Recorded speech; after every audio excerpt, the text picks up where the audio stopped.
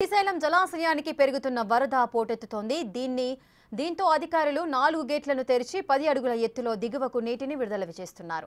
ప్రాజెక్టులోకి inflow 2,42,724 క్యూసెక్కులు కాగా outflow 1,75,156 క్యూసెక్కులు.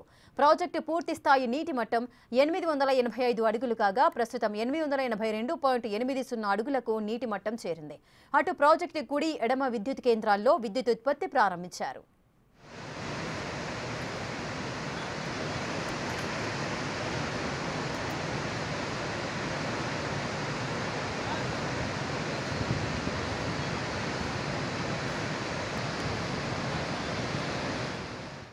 మరోవైపు నాగార్జునసాగర్ జలాశయం నిండుకుండను తలపిస్తోంది.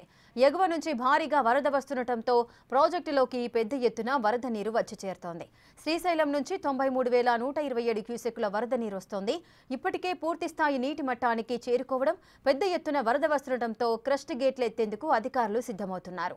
మంగళవారం ప్రాజెక్టు 2 గేట్లను ఎత్తనున్నారు. సాగర్ పూర్తి స్థాయి నీటి మట్టం 590 అడుగులు కాగా ప్రస్తుత నీటి మట్టం 583.8 అడుగులుగా ఉంది.